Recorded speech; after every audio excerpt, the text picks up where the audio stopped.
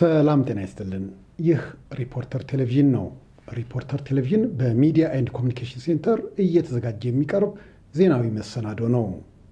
ዜናዎችን እየቀረብኩት ሄኖክ ያሬድ ነኝ። ፋይናንስ ያልተገኘላቸው የስኳር ፕሮጀክቶች ከሌሎች ዓለም አቀፍ ኩባንያዎች ጋር በሽርክና መገንባት የሚያስችል መመሪያ የገንዘብና ኢኮኖሚ ልማት ሚኒስቴር አወጣም። የሶስቱ ነባር ፋብሪካዎችና ተንዳሆ ከህንድ በተገኘ $640 ሚሊዮን ግንባታቸው እየተካሄደ ሲሆን ሚኒስቴሩ አዳዲሶቹ የሚፈልጉትን 75 ቢሊዮን ብር ከመንግስት ግምጃ ቤት ማግኘት ባለመቻሉ ከዓለም አቀፍ ኩባንያዎች ጋር በሽርክና እንዲካሄዱ አዲስ መመሪያ መስጠት ግድ እንደሆነበት ምንጮች ገልጸዋል።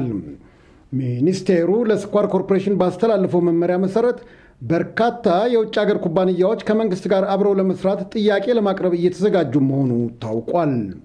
የውድነህ ዘነበ ዘገባ። የኢትዮጵያ ንግድ ባንክ ባለፈው የበጀት ዓመት ከወጪ ንግድ $1.1 ቢሊዮን መሰብሰቡን አስታወቀም። የባንኩ ኮሚኒኬሽን ስራ አስኪያጅ አቶ ኤፍሬም ሞክሪያ ለሪፖርተር እንደገለጹት ከዓለም አቀፍ የባንክ አገልግሎት ካገኘው $5.8 ቢሊዮን ውስጥ $1.1 ቢሊዮን ላኪዎች ለውጭ ገበያ ካቀረቧቸው የተለያዩ ምርቶች የተገኘ ነው።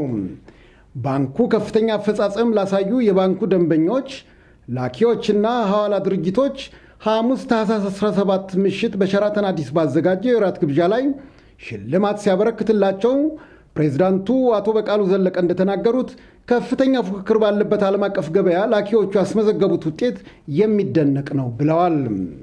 ባንኩ በ2012-13 በጀት ዓመቱ 8.4 ቢሊዮን ብር ያልተጣራ ትርፍ ማግኘቱን፣ ተቀማጭ ገንዘቡም በ32.3 ቢሊዮን ብር ጨምሮ 156.6 ቢሊዮን ብር መድረሱና ጠቅላላ ሀብቱም 202 ቢሊዮን ብር መሆኑ ታውቋል። የኢትዮጵያ ንግድ ባንክ የቅርንጫፎቹ ቁጥር 760፣ የሰራተኞቹ ቁጥር ደግሞ 18000 አድርሷል። የቃለ ኢየሱስ በቀለ ዘገባ። ፍርድ ቤት በመድፈር ወንጀል ጥፋተኛ የተባሉት የፌዴራል ፖሊስ አባል ኢንስፔክተር ሙሉ አሰፋም የ6 ወራት እስራት ተፈረደባቸው። የፌዴራል የመጀመሪያ ደረጃ ፍርድ ቤት ልደታ ምድብ ሁለተኛ ፍትሐ ብሔር የቤተሰብ ችሎት ታህሳስ 17 ቀን ባስቻለው ችሎት የፌዴራል ፖሊሱ የወንጀል ሕግ አንቀጽ 449 ንዑስ 1 ሀን በመተላለፍ የፌዴራል የመጀመሪያ ደረጃ ፍርድ ቤትን ዳኛን በማመነጫጨቅ የፍርድ ቤትን ክብር በመንካትና ፍርድ ቤት በመድፈር ወንጀል ጥፋተኛ በመባል እንዲቀጡ መወሰኑን አስታውቋል። የታምሩ ጽጌ ዘገባ። ሀበሻ ሲሚንቶ ኩባንያ የኢትዮጵያ ልማት ባንክ 660.33 ሚሊዮን ብር ብድር እንደፈቀደለት አስታወቀም። ብድሩ የኩባንያውን የ30 በመቶ የፕሮጀክት ወጪ የሚሸፍን ነው።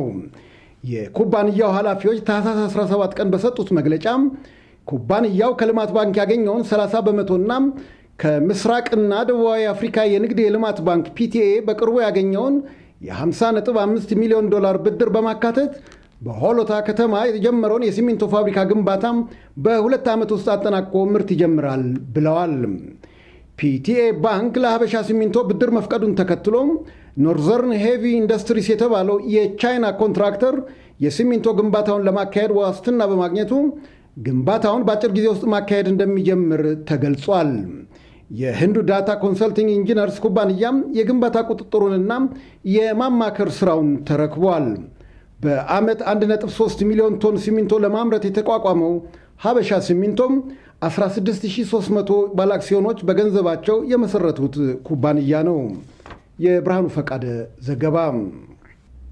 የፌዴራል ልዩ ድጋፍ ቦርድ በአራቱ ልዩ ድጋፍ በሚሹ ክልሎች ከ275,000 በላይ አባወራዎችና እማወራዎች በመንደር ማሰባሰቡን ለህዝብ ተወካዮች ምክር ቤት ገለጸም። የቦርዱ ሰብሳቢ የቀድሞ ምክትል ጠቅላይ ሚኒስትር አቶ አዲሱ ለገሰም ባለፈው ሐሙስ ለህዝብ ተወካዮች ምክር ቤት ባቀረቡት ሪፖርት ቦርዱ በመንደር ማሰባሰብን ማዕከል በማድረግ የአፋር፣ የኢትዮጵያ ሶማሌ፣ የጋምቤላና የቤኒሻንጉል ጉሙዝ ክልሎች የተለያዩ ማህበራዊና ኢኮኖሚያዊ ድጋፎችን ማግኘት እንዲችሉ እንዳደረገ ገልጸዋል። ባለፉት 3 ዓመታት ውስጥ በአጠቃላይ በአራቱም ክልሎች በ59 ወረዳዎች በ545 የልማት ማዕከላት ከ275,000 በላይ አባወራዎችና ማወራዎች ከ1.5 ሚሊዮን በላይ ሰዎች እንደተሰባሰቡ አስረድተዋል።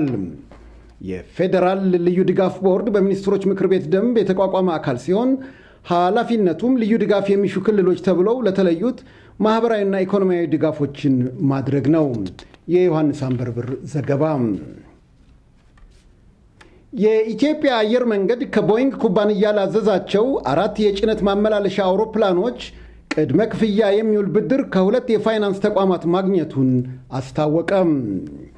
አየር መንገዱ ለሪፖርተሩ በላከው መግለጫ የብድሩን መጠን ባይገልጽም ከሁለቱም የገንዘብ ምንጮች $118 ሚሊዮን ብድር መገኘቱ ታውቋል። ናፕኪሲስ የተባለው የፈረንሳይ የፋይናንስ ተቋምና የምስራቅና ደቡብ አፍሪካ የንግድና የልማት ባንክ ፒቲኤም የኢትዮጵያ አየር መንገድ ላዘዛቸው 4 ቦይንግ 777 የጭነት ማመላለሻ አውሮፕላኖች ግዢ ቅድመ ክፍያውን በጋራ ለመፈጸም ተስማምተዋል። በአዲስ አበባና በአውሮፓ ካሉ 3 የጭነት ማዕከላት በተጨማሪም በቅርቡ በቶጎ ሎሜ ሌላ የጭነት ማስተናገጃ ማዕከል መክፈቱን የገለጹት የአየር መንገዱ ስራ አስፈጻሚ አቶ ተወልደ ገብረ ማርያም ከዘንድሮ ጀምሮ የሚረከባቸው ቦይንግ 77 የአውሮፕላን የጭነት ማመላለስ አቅሙን እንደሚያጠናክሩለትና መዳረሻ በረራዎቹንም ለማስፋት እንደሚረዱት ገልጸዋል። ኖርዝ ሆልዲንግስ ኢንቨስትመንት ኩባንያም በዓመት 8.4 ሚሊዮን ቶን ሲሚንቶ የማምረት አቅም የሚኖረውን ፋብሪካ በ$800 ሚሊዮን ወጪ ደጀን ከተማ አቅራቢያ ሊገነባ ነው። የኩባንያው ፕሬዝዳንት አቶ ተመስገን ቢተው ለሪፖርተራችን እንደገለጹት ኩባንያው በምስራቅ ጎጃም ደጀን ወረዳ ልዩ ስሙ መንዳ በተባለ ቦታም ለሲሚንቶ ፋብሪካ መገንቢያ የሚሆን 250 ሄክታር መሬት ከክልሉ መንግስት ተረክቧል። ግንባታ የሚያካሄድና ማሽነሪዎች አቅርቦ የሚተክል ኤፍኤስኤል የተሰኘ የዴንማርክ ኩባንያ ለመቅጠር ድርድሩን በማጠናቀቅ ላይ ሲሆን ለፕሮጀክቱ የሚውል ብድር ተቀማጭነቱ ለንደን ከሆነ የኢንቨስትመንት ባንክ እንደሚገኝ አቶ ተመስገን አስረድተዋል። የሲሚንቶ ፋብሪካው በኃይል አቅርቦት ራሱን እንዲችል በጎንደር ጭልጋ አካባቢ የድንጋይ ከሰል ማምረቻ እንደሚቋቋም የተናገሩት ፕሬዝዳንቱ የተጠቀሱት ተያያዥ ድርጅቶች ወጪ ሲጠቃለል የኢንቨስትመንቱ መጠን $1.1 ቢሊዮን እንደሚደርስ ገልጸዋል። ፕሮጀክቱ ሙሉ በሙሉ ስራ ሲጀምር ከ15000 በላይ ሰዎች የስራ ዕድል እንደሚፈጥር ለማወቅ ተችሏል። የማዕድን ሚኒስቴር ለኖርዝ ሆልዲንግስ የኖራ ድንጋይ ምርት ፈቃድ የሰጠበትን ስምምነት ከኩባንያው ጋር ታህሳስ 17 ቀን ተፈራርሟል። የቃለ ኢየሱስ በቀለ ዘገባ። የአዲስ ፕሪፋብ ሃውስስ ማኒፋክቸሪንግ ኢንዱስትሪስ አክሲዮን ማህበር መስራችና ስራ አስፈጻሚን ጨምሮ 2 የኩባንያው መስራቾች በቀረበባቸው የማታለል ወንጀል ተጠርጥረው ታሰሩ። የተጠረጠሩበት ጉዳይም ከመንግስት ያልተሰጣቸውን መሬት እንደተሰጣቸው በማስመሰል ቤት ገንብተው እንደሚያስረክቧቸው ከገለጹላቸው 10 ግለሰቦች ሐምሌ 6 ቀን 2004 ዓ.ም 999618 ብር ሰብስበው ለግል ጥቅማቸው አውለዋል በሚል መሆኑን ለፖሊስ የቀረበው የክስ ማመልከቻ ያመለክታል። ስራ አስፈጻሚውን አቶ ፍቅረ ማርያምን ጨምሮም ዮሴፍ አስገዶምና ትዕግስት አጥናፉ የተባሉ ተጠርጣሪዎችን ጉዳያቸውን ታህሳስ 18 ቀን የተመለከተው የአዲስ አበባ የመጀመሪያ ደረጃ ፍርድ ቤት ቦሌ ምድብ ችሎት ታህሳስ 22 ቀን ፍርድ ቤት እስኪቀርቡ ድረስ በፖሊስ መምሪያ ታስረው እንዲቆዩ አዟል። ብርሃኑ ፈቃደ ዘግቦታል። በመጨረሻም በተጠረጠሩበት የሽብርተኝነት ወንጀል ተከሰው በነፃ ከተሰናበቱት 10 የሙስሊሙ መፍትሄ አፈላላጊ ኮሚቴ አባላት ውስጥ በ6ቱ ላይ አቃቤ ሕግ ይግባኝ ጠየቀ።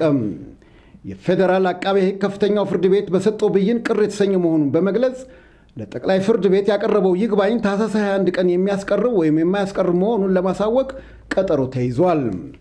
ሃይማኖትን ሽፋን በማድረግ የሽብር ወንጀል ለመፈጸም ሲንቀሳቀሱ እንደተደረሰባቸው በመግለጽ የቀድሞ የሲቪል ሰርቪስ ሚኒስትር አቶ ጁነዲ ሳዶ ባለቤትን ጨምሮ 29 ግለሰቦችና 2 ለትርፍ ያልተቋቋሙ ድርጅቶች መከሰሳቸው ይታወሳል።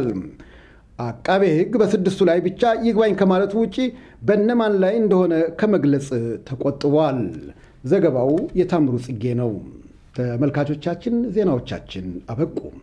ተጨማሪና ዘርዘር ያሉ ዜናዎች እንዲሁም ልዩ ልዩ አምዶቻችንን በኢትዮጵያን ሪፖርተር ድረገጽ እንድትጎበኙ በአክብሮት እንጋብዛለን። ጥሩ የሥራ ጊዜ። ክብረት ይስጥልኝ።